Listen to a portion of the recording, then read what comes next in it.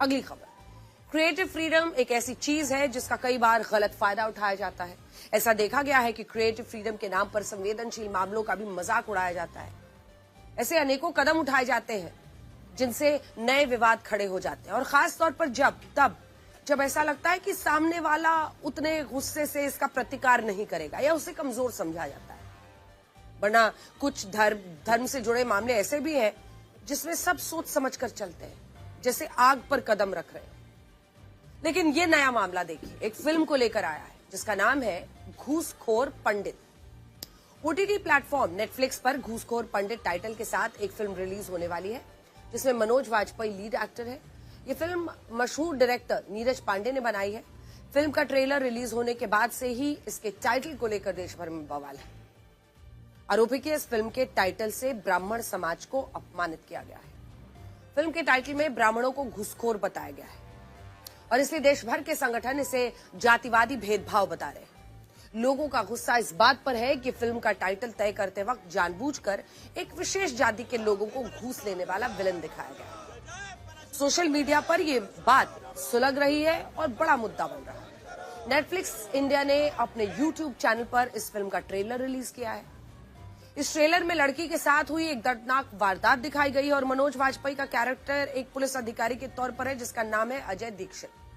Trailer के narration में बताया गया है कि अजय दीक्षित पंडित के नाम से बदनाम है, जो शादीशुदा होने के बाद भी चरित्रहीन है और घूसखोर भी है। इस फिल्म के टाइटल के जरिए ब्राह्मण समाज को टारगेट किया गया है। क्रिएटिव फ्रीडम के नाम पर फिल्म मेकर्स किसी एक जाति को टारगेट कर रहे हैं और यकीन मानिए कई लोग इसको भेदभाव भी नहीं मानेंगे। जबकि इस फिल्म के टाइटल के जरिए पंडित शब्द को ऐसे पेश किया गया है जैसे वो कोई अपशब्द हो। हिंदी फिल्म इंडस्ट्री से जुड़े फिल्म मेकर्स से कुछ सवाल है। क्या इस फिल्म के निर्माता निर्देशक अपनी फिल्म का टाइटल घुसखोर पंडित न रखकर पंडित के बजाय किसी अन्य समुदाय में, चाहे वो SC, ST या OBC समाज से जुड़ी किसी जाति के नाम पर रख सकते हैं? क्या फिल्म के निर्माता निर्देशक अपनी फिल्म का नाम घूसखोर मुस्लिम रख सकते हैं? क्या फिल्म के निर्माता निर्देशक अपनी फिल्म का नाम अन्य धर्मों या वर्गों पर रख सकते हैं? सच यह है कि हिंदी फिल्मों के निर्माता निर्देशक ऐसा नहीं करते। हमारी हिंदी फिल्म इंडस्ट्री विशेष तौर पर कुछ जातियों को लेकर ऐसा मानती है कि उनको बदनाम करने या उनको अपमानित करने का मौका अगर सामने आया है तो क्यों छोड़ा जाए। ये पहली बार नहीं है जब किसी फिल्म मेकर ने अपने फिल्म के टाइटल के जरिए ब्राह्मणों को टारगेट किया हो। साल 1975 में एक्टर रणधीर कपूर की यह फिल्म आई थी जिसका नाम था पोंगा पंडित। इस फिल्म के टाइटल के जरिए ब्राह्मणों को पाखंडी, ढोंगी बताकर अपमानित किया गया। पिछले कुछ समय से देश में ब्राह्मण विरोध जो है कई मुद्दों पर आपने देखा होगा बहुत ट्रेंडिंग है। ऐसी कई फिल्में बनाई जा चुकी हैं जिनमें जनेऊ पहनने वाले ब्राह्मणों को भेदभाव करने वाला, कर्मकांड के नाम पर ठगी करने वाला दिखाया गया है। ऐसी भी कई फिल्में हैं जिसमें हिंदू धर्म की गलत प्रथाओं की आलोचना के नाम पर ब्राह्मणों को विलन दिखाया गया। प्रथाओं के खिलाफ बोलने में कोई दिक्कत नहीं है। अगर रूढ़िवादी प्रथाएं मानी जा रही हैं तो उस पर तो चर्चा होनी ही चाहिए। और तो और जातिवादी राजनीति करने वाले नेता और छात्र नेता इसी प्रोपेगेंडा को अपनी राजनीति का हथियार बनाते हैं। अभी हाल ही में यूजीसी ने कॉलेज और यूनिवर्सिटीज में जातियों के बीच समानता लाने के लिए नया रेगुलेशन लेकर वो आई थी। इस रेगुलेशन के तहत एक ऐसी कमेटी बनाई गई जो SC, ST, OBC दिव्यांगों से भेदभाव करने वालों के खिलाफ सख्त एक्शन लेगी। इस रेगुलेशन में SC, ST, OBC दिव्यांगों को पीड़ित की तरह दिखाया गया। सामान्य वर्ग के छात्रों को शोषक की तरह पेश किया गया। इस रेगुलेशन पर सामान्य वर्ग ने अपना विरोध जताया, जिसके बाद सुप्रीम कोर्ट ने इस पर रोक लगाई। लेकिन क्या आप जानते हैं कि कोर्ट के फैसले के विरोध के नाम पर किस जाति को टारगेट किया गया? UGC नियम लागू न करने का गुस्सा ब्राह्मणों के विरोध करके उतारा गया। जो वीडियो हमने आपको दिखाया है वो दिल्ली के जवाहरलाल नेहरू यूनिवर्सिटी का है। UGC के नियम पर कोर्ट ने स्टे लगाया था, लेकिन ब्राह्मणों की विच हंटिंग शुरू हो गई। विरोध प्रदर्शन करके देश के लोगों को यह बताया गया कि ब्राह्मण नहीं चाहते हैं कि SC, ST, OBC दिव्यांगों के साथ भेदभाव खत्म हो, जबकि UGC के नियमों का विरोध देश भर के सामान्य वर्ग की जातियों ने किया।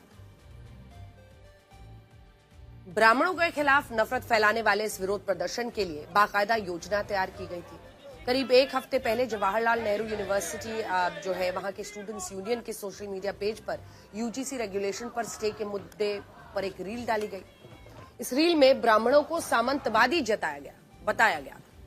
यही नहीं, ब्राह्मणवाद का पुतला जलाने का आह्वान किया गया। रात में हुई प्रदर्शन हुआ उसके दौरान ब्राह्मण विरोधी नारे लगाए गए। इसी तरह से कुछ दिन पहले गोरखपुर यूनिवर्सिटी, जहां यूजीसी नियमों पर स्टे के विरोध को ब्राह्मण विरोध बना दिया गया, गोरखपुर विश्वविद्यालय में नारा लगाया गया, ब्राह्मणों की कब्र खुदेगी।